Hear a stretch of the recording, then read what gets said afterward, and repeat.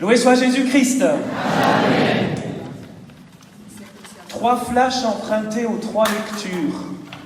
Aux 3 lectures de ce jour, je laisse le psaume de côté. 3 flashs. 3 petits extraits. Première lecture, Exode. Ainsi les mains de Moïse restèrent fermes jusqu'au coucher du soleil et Josué triompha. 2 Timothée 2, je vais essayer de parler lentement. Priez pour moi, c'est difficile pour les traductions. 2 Timothée, demeure ferme dans ce que tu as appris. Luc 18, une parabole de Jésus sur la nécessité de toujours prier sans se... Ah, ça c'est l'ancienne traduction. La nouvelle c'est décourager, mais c'est pareil. Hein. Sans se fatiguer, sans se décourager. Le message de la parole de Dieu aujourd'hui, dimanche de la mission, au cœur du mois missionnaire extraordinaire, est très clair et très actuel et même très nécessaire pour notre génération. Car à l'heure des clics, des zappings, des clips, des teasers, des fasts en tout genre, où il faut tout faire vite, tout avoir tout de suite. Sinon, on fait la grève et voilà. Aucune allusion avec l'actualité. Le Seigneur qui nous a créés et qui nous a sauvés, donc qui nous connaît par cœur. Français, c'est difficile de traduire ça en italien. Et par le cœur, par cœur et par le cœur, qui nous aime à la folie, qui veut notre bonheur, nous dit aujourd'hui dans sa parole que l'Église a choisi, inspirée par l'Esprit, nous dit « Demeure ferme dans la foi, prie sans te décourager, ne baisse pas les bras, non mollare en italien, ne te laisse pas tromper par les apparences, ne te décourage pas. Tiens bon jusqu'au bout. » Et c'est le dernier message de ce pape extraordinaire que nous fêtons dans 2 jours, Saint Jean-Paul II, qui a voulu annoncer l'Évangile jusqu'à son dernier souffle. Et il l'a fait jusqu'au dernier jour, samedi 2 avril 2005, 21h37. Jusqu'au dernier jour, jusqu'au dernier souffle. Il a annoncé l'Évangile par tous les moyens. D'abord comme un athlète, un sportif de Dieu. Et puis ensuite, à la fin de sa vie, comme une personne âgée avec une grave maladie qui offrait tout, mais qui ne lâchait rien. À tel point qu'on le critiquait. Parce que, pourquoi ? Pas parce qu'on avait pitié de lui, mais on le critiquait dans les médias parce que ça dérangeait de voir un homme qui ne cachait pas sa misère, sa maladie, mais qui était debout jusqu'à cette dernière apparition que vous avez en tête, je pense, à la fenêtre de son bureau, où il a essayé de parler, il n'y arrivait plus, trachéotomie, où il avait ce visage marqué par la douleur, il souffrait, mais il a voulu. Ça, c'est un exemple. Jean-Paul, on t'applaudit.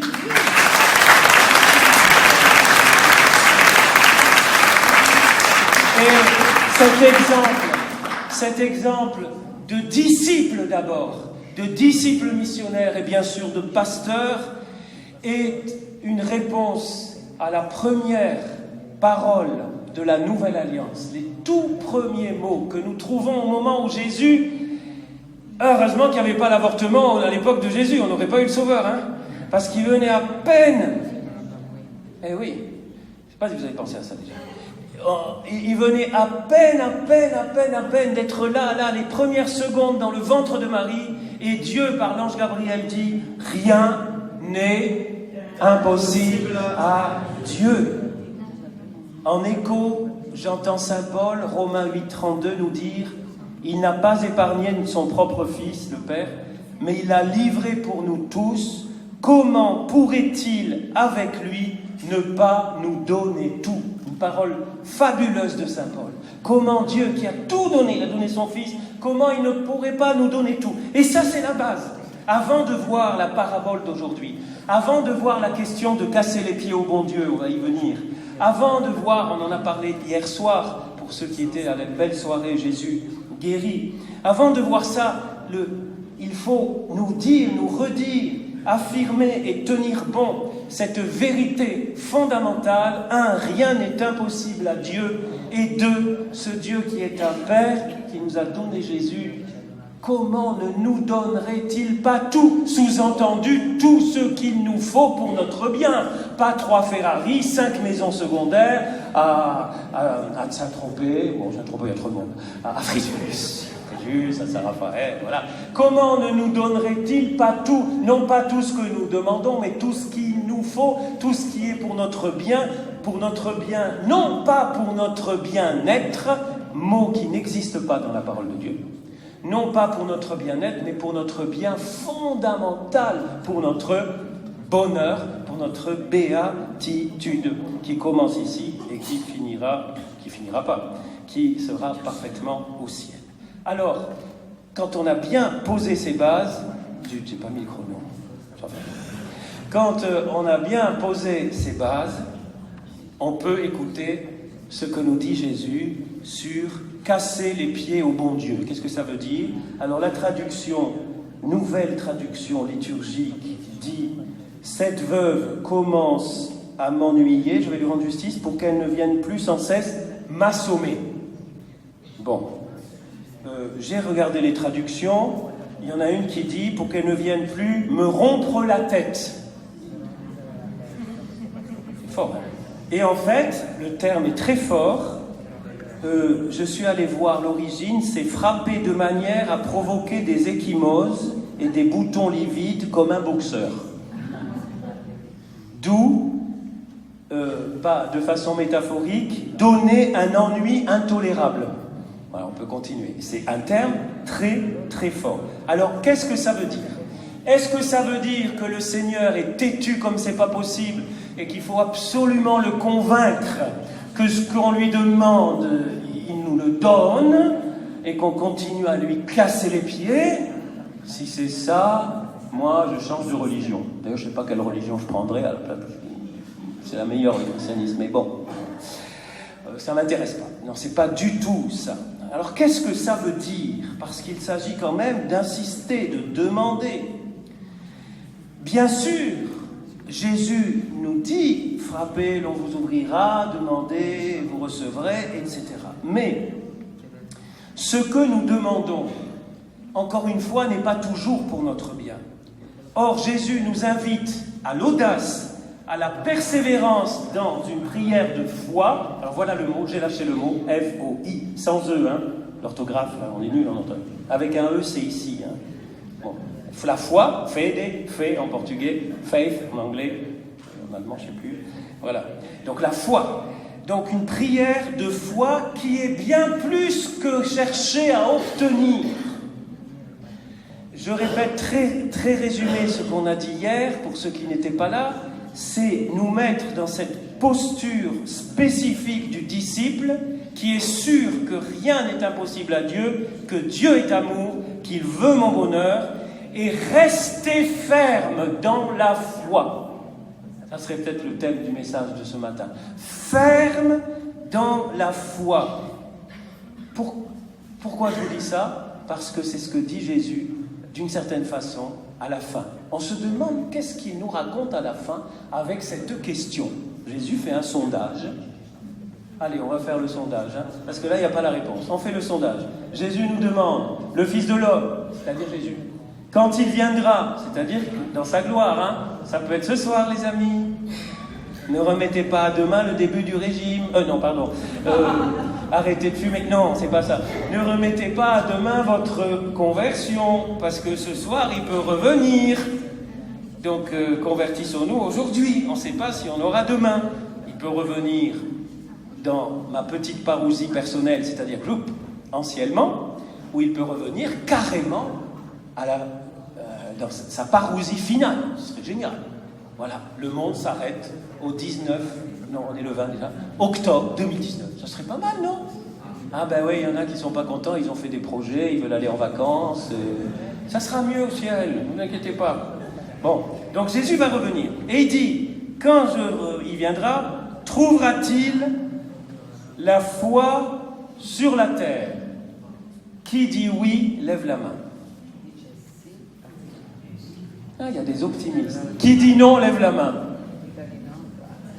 Il y a la moitié qui s'abstenait, espèce de Français là, qui s'abstenait là. Oh, il y a le courage de vos opinions, hein. Non, je rigole. Ceux qui lèvent pas la main, c'est parce que vous savez pas. C'est vrai qu'on est décontenancé devant cette question. Alors évidemment, on n'a pas la réponse. On ne sait pas ce qui va se passer. On ne sait pas quelle dose de foi il y aura sur la terre, qui croira. Mais la question est lancée. C'est une question sur la foi et elle est essentielle. Parce que sans la foi, le rien n'est possible. C'est un coup de poing dans l'eau, comme on dit. Le rien n'est possible, ne peut rien produire. La foi, c'est la réponse à l'impossible de Dieu. La foi, c'est la confiance absolue que malgré les apparences, malgré l'état du monde, malgré tout, si Jésus trouve des cœurs à Sodome, il en fallait 10, je crois, il sauve la ville. Donc la foi, c'est être sûr, c'est croire de tout son cœur, de toute son intelligence, de tout son être, que tout ce que Dieu me dit dans sa parole, eh bien c'est vrai, j'y adhère et que tout est possible avec lui. Alors j'aimerais terminer rapidement en vous donnant 5 petites caractéristiques de la foi, très concrètes, pour que nous sortions de cette église un peu plus fortifiés dans la foi, que nous soyons fermes dans la foi, que nous arrêtions de, pas vous, hein, parce que vous êtes tous des saints bien sûr, mais en tout cas pour moi, que nous arrêtions d'être ouais, je sais pas, ou de raconter des bêtises. Ah oui, ils l'ont dit à la télé, ah je l'ai lu sur Internet, ah oui, il y a la réincarnation, ah oui, il y a des énergies, ah oui, ouais, il y a un seul Dieu en 3 personnes, enfin Jésus, oui, ah oui, puis on se fait la fede fai da te. Bon, en italien c'est plus beau. La fede fai da te. La foi bricolée, la foi bricolage. Ça, aujourd'hui, c'est un fléau. Ça tue notre bonheur et ça tue l'élan missionnaire. Car si Jésus n'est plus le seul sauveur du monde, les amis, allez vous baigner dans l'eau un peu froide. On arrête ici, c'est pas ce qu'on fait ici. Si Jésus n'est pas le seul chemin, la vérité, la vie, si ce n'est pas que par lui qu'on va au Père, eh bien l'Église n'a aucune raison d'être et on est en train de perdre notre temps. Or, Jésus est le seul sauveur, il est le chemin, la vérité, la vie. Personne ne va au Père si ce n'est par lui. Il n'y a aucune autre religion, aucun autre chemin, aucune autre philosophie qui donne le salut. Il n'y a que Jésus. Amen ou pas amen? Ça, il faut le redire, et il faut chasser. Vous voyez, Jean-Paul II était très critiqué, comme tous les papes d'ailleurs, sont tous critiqués de toute façon. Voilà. C'est ceux qui foutent rien qui critiquent. Ils foutent rien, voilà. Donc, Jean-Paul II était très critiqué parce qu'il était un pape très orthodoxe, comme Benoît XVI, comme François, quoi qu'on en dise. Tous les papes sont orthodoxes, ils ont une foi très droite, ils défendent la foi, ce dépôt de la foi, et ça c'est la deuxième lecture, Timothée, garde ferme ce dépôt de la foi, on n'a pas le droit, c'est grave de toucher à la foi, pardonnez-moi, c'est dégueulasse, et je suis fait exprès d'employer des mots un peu justes, et un peu juste en homélie, tant pis, hein, et c'est malhonnête. C'est malhonnête, il n'y a aucun de vous qui est touché par ça, sûrement, mais on rencontre parfois des gens qui se disent chrétiens et qui complètement déforment la foi. Eh bien, ne te dis pas chrétien. Tu as le droit, je ne te juge pas, tu me précéderas peut-être au ciel, mais sois honnête.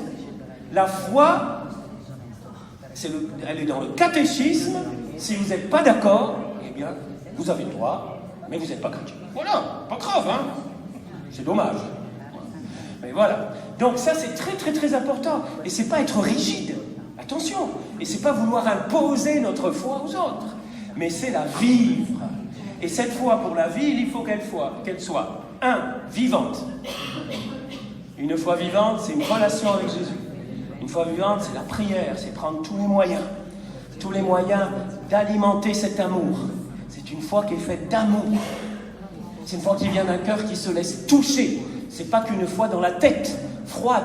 C'est une foi vivante, habitée. C'est pas un cadavre. C'est pas une foi cadavérique. C'est une foi habitée par le sang de l'amour, qui est le Saint-Esprit qui coule, que nous recevons en permanence. C'est une foi pentecostale, une foi habitée par l'Esprit Saint. Deuxièmement, c'est une foi parce qu'elle est vivante, elle est active, elle est en action. C'est une foi qui déplace les montagnes, qui dit au pays de Fayence, va te jeter dans le golfe de Saint-Raphaël. Non, on ne le fait pas quand même, parce que... Voilà, aux collines là-bas, à l'Estérel. Voilà, c'est une foi qui est capable de l'impossible, parce que ça ouvre l'impossible de Dieu. Donc une foi active, pas une foi comme ça, j'attends que tout me tombe tout cru dans le bec. Non. Troisièmement, vivante, active, totalement confiante. C'est un synonyme, foi et confiance. C'est une foi qui fait confiance, qui sait que ça ne vient pas de nous, tout vient de Dieu. Mais elle est totale. Et même si elle est petite, elle est active, elle est totale, même un grain de moutarde. Une foi qui ne remet pas en question, je pense toujours à mon papa, Dieu, on ne remet pas en question, la foi, ça ne se remet pas en question. Qui ne remet pas en question que Dieu est amour, qu'il est un Père. Donc, vivante, active, totale, persévérante. Ça, c'est souvent le plus difficile aujourd'hui, à cause des zappings, des machins. Non, j'attends, je tiens bon. Quoi qu'il arrive, et même si on me coupe en morceaux, chaque morceau criera Jésus est le Seigneur, il est ressuscité. Donc une foi persévérante, qui tient bon. Et enfin, parce qu'elle est persévérante, elle est combattante. Alors pas avec les armes, les kalachnikovs, avec les armes de l'amour. Une foi où chacun est à son poste. Une foi comme Moïse. C'était Aaron qui avait... C'est ça? Vous avez écouté? Ouais. Aaron et Josué, chacun à son poste. Ça, c'est l'Église. Ça, c'est la mission. On est chacun à notre poste. Il y a un poste pour chacun. Ne déserte pas ton poste, car si tu désertes ton poste, il y aura un trou, il y aura une fissure, et le démon qui existe, pour ceux qui ne savaient pas, mais qui est foutu, mais il pourra agir, parce que là, il y a un trou. Donc c'est pour ça que moi, je vous dis, quand on vous dit venez à la messe, venez devant, surtout en semaine, où c'est pas plein comme aujourd'hui, comme le dimanche, restez pas au fond parce qu'il y a des trous et le démon est payé. Voilà, c'est une image. Mais une armée, il y a un très beau chant à Marie en portugais, en brésilien, comme une armée en ordem de bataille, avec Marie devant. Tu chantes pas, Pedro, parce que sinon il va pleuvoir. Il pleut pas. Non, c'est un bon footballeur, mais pas un bon chanteur. Voilà. Non, mais un super chant, je ne l'ai pas en tête. Voilà. Qui est celle-là qui avance comme l'aurore? Qui est celle-là, la Marie, qui avance comme l'aurore? Dans les champs de bataille. Dans le champ de bataille, et en ordre de bataille à un moment, ordem de bataille, je crois. Voilà. En ordre de bataille, tous serrés, une foi combattante. Ça, c'est la dimension très communautaire de la foi. Tout seul, nous sommes foutus. On dit souvent un chrétien isolé est un chrétien en danger, est un chrétien déjà mort. Ensemble, combattons. Alors tout ça, c'est résumé, et je finis par Saint Ignace de Loyola, qu'on a fêté, non, il y a un moment déjà. Agis comme si tout dépendait de toi, et prie comme si tout dépendait de Dieu. Mais vous savez que ce n'est pas la bonne citation. La bonne citation, je l'ai trouvée citée par Benoît XVI. La citation exacte, c'est « Agis comme si tout dépendait de toi, en sachant qu'en réalité, tout dépend de Dieu. » Ça, c'est la citation exacte. Je la répète parce qu'elle résume ce que maladroitement je vous ai dit. Agis comme si tout dépendait de toi, actif, combattant, ensemble, persévérant, jusqu'au bout, etc., vivant, total, en sachant que tu n'es pas le sauveur du monde, en sachant qu'en réalité, tout dépend de Dieu. C'est paradoxal, parce que si vous prenez la fin, tout dépend de Dieu, alors je pars en vacances. Non, tout dépend de Dieu qui veut passer par toi, qui veut passer par moi, qui veut passer par nous, par l'Église, en mission, chacun à son poste. J'avais prévu une autre citation des jésuites hongrois du XVIe siècle, mais je vous épargne parce que c'est un peu compliqué à la fin de cette prédication qui est sur les 20 minutes, je pense. Il va falloir que je m'arrête. Non, allez, je résiste pas. Non, je vous le cite, mais je vous le répète pas. C'est pour ceux qui sont encore frais, qui ont bu assez de café. Au XVIe siècle, un jésuite hongrois dit comme ça: telle est la première règle de ceux qui agissent. Crois en Dieu comme si tout le cours des choses dépendait de toi. En rien de Dieu. Il croise les trucs, c'est super.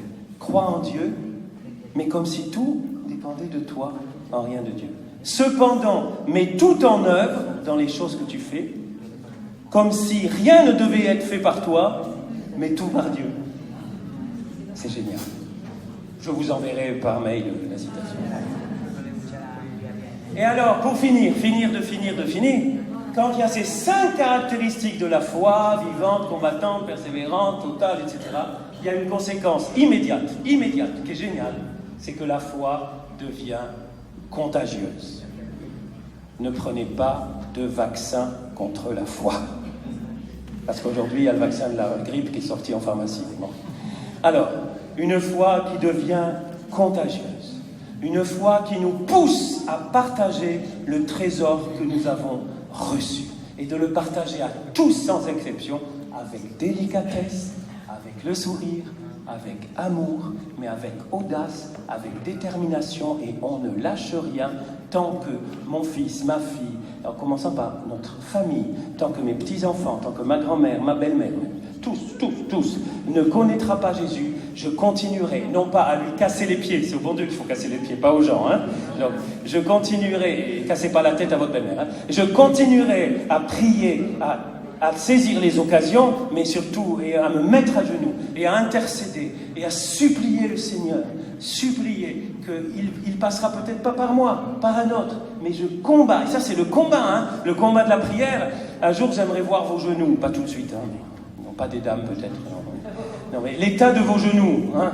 Je crois que on peut prier debout aussi, mais se mettre à genoux aussi, vraiment combattre par la prière et par tous les moyens, pour que ce feu que Jésus est venu porter sur la terre puisse toucher de plus en plus de cœurs, et grâce à qui? Bien sûr, grâce à ce cher Saint-Esprit. Acte 1:8, vous recevrez une puissance de la dynamite, celle du Saint-Esprit, et vous serez mes témoins, etc. Et c'est comme ça, et je finis, et j'introduis les engagements qui vont avoir lieu maintenant, que est née il y a 10 ans exactement, cette petite fraternité qui ne paye pas de mine, qui est toute petite. On est une 50aine de membres, répartis depuis le Brésil jusqu'à la Réunion et jusqu'à Maastricht, en passant quand même par Fréjus et l'Italie, et l'Algérie, où on a un pied quand même si on n'y est pas physiquement, qu'on a dans le cœur, et tous les pays, bien sûr le Brésil, l'Amazonie, et là où Jésus nous enverra, une petite communion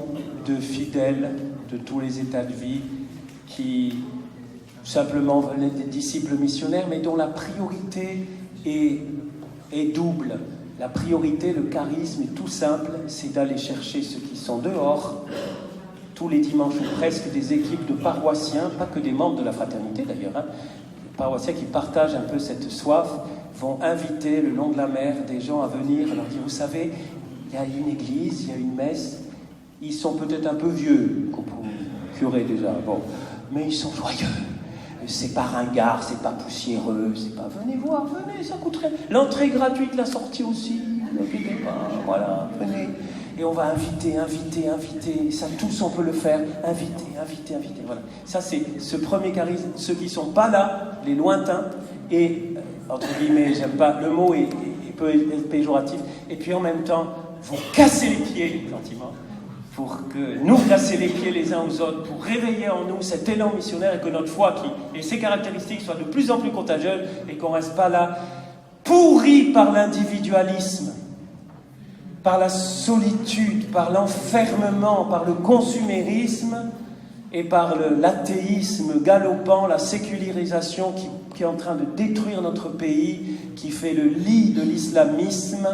J'en profite pour vous faire une page de publicité pour un super livre, je voulais le faire à la fin, je le fais tout de suite, de notre cher père évêque Dominique Rey, L'islam, une menace ou défi, aux éditions Artege, et qui nous réveille, nous chrétiens. C'est surtout un livre qui je dis très résumé, j'ai pas fini, mais ce qu'un ami pasteur d'origine musulmane dit, moi ce dont j'ai peur, c'est pas les islamistes, c'est les chrétiens tièdes. Parce que si les chrétiens nous nous réveillons, non pas pour imposer une religion, une identité, et même des racines chrétiennes, ok, mais pas comme un étendard, mais pour partager ce merveilleux Jésus, alors il y a de l'espoir pour la France, il y a de l'espoir pour l'Europe et pour le monde entier. Amen ou pas amen? Alors ensemble, chacun à son poste. Il y a des Moïse dans l'Assemblée, il y a des Aaron, il y a des Our, il y a des Josué, et puis toutes les saintes femmes de la parole de Dieu. Alors il y en a des femmes à l'église, il y en a pour tous les goûts. Voilà. Non, dans la parole de Dieu, pas dans l'église. Ah, faites pas moi dire ce que j'ai pas dit, quand même. Voilà.